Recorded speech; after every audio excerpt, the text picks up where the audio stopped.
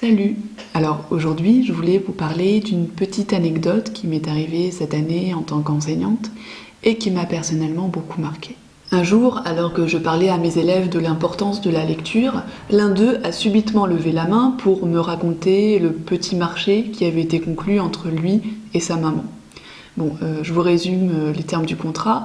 En gros, s'il voulait faire 1 heure de jeux vidéo, il devait pour cela s'efforcer de lire pendant 1h30.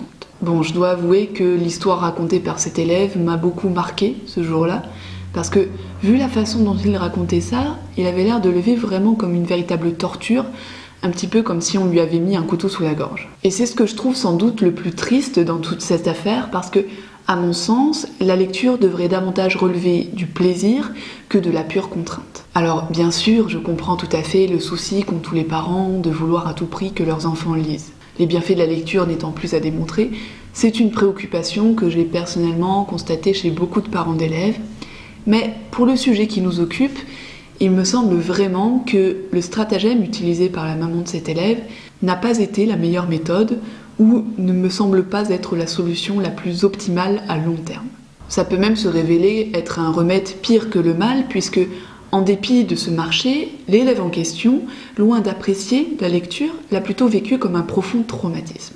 Dans cette vidéo, je voudrais donc vous livrer 3 ou 4 petites astuces à appliquer pour que vos enfants lisent davantage. Bon, il va sans dire que c'est pas la panacée, c'est juste ce que j'ai retenu de ma propre expérience en tant qu'enseignante, mais aussi en tant que jeune maman et auteure. Alors, avant de vous donner les astuces en question, je voudrais tout d'abord revenir sur cette idée communément admise que les jeunes ne liraient pas.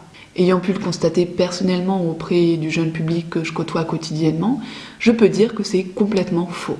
Les jeunes lisent, et ils lisent même tous les jours. Ils lisent des BD, des comics, des mangas, ils lisent des instructions dans les jeux vidéo, des messages WhatsApp, Instagram, ils lisent sur les réseaux sociaux, etc.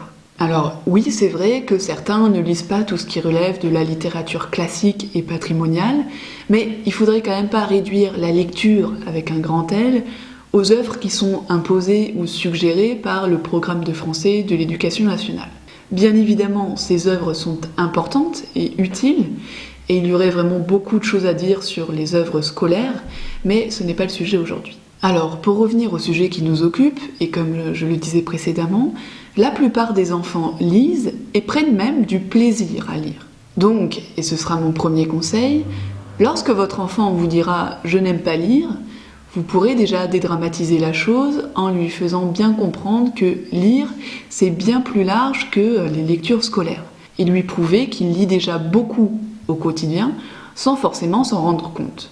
Par ailleurs, toujours dans cet objectif de dédramatiser, pourquoi ne pas accompagner votre enfant dans une librairie ou une médiathèque en lui demandant de se comporter comme au restaurant?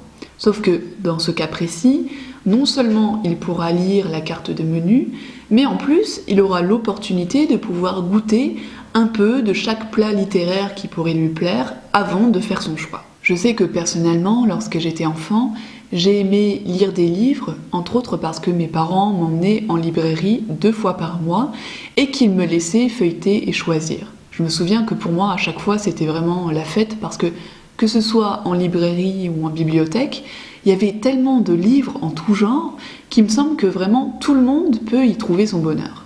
Le deuxième conseil que je pourrais vous donner est de créer une sorte de rituel de lecture quotidien pour votre enfant.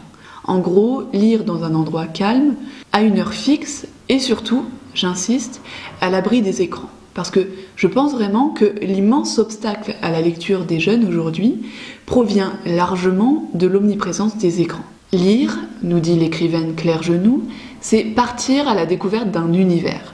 Autrement dit, pour s'immerger complètement dans un livre, il est nécessaire d'être un minimum concentré. Or, comment s'immerger complètement dans un autre univers quand toutes les 4 ou 5 minutes, vous êtes interrompu par des notifications de votre smartphone ou par des alertes Facebook et Instagram venant de notre monde? Petite précision, je pense également qu'il vaudra mieux, au début, que ce rituel soit le plus court possible, de manière à ce que ce moment soit avant tout perçu par l'enfant comme un moment de plaisir. Une petite astuce toute simple consistera peut-être à utiliser un sablier, quitte à ce que l'enfant oublie le sablier et finisse par lire beaucoup plus longtemps de lui-même. Enfin, avant de passer au troisième et dernier conseil, je voudrais vous raconter une dernière anecdote. Il y a de ça quelques années, quand j'étais encore étudiante en lettres, je donnais des cours particuliers à un élève de 5e.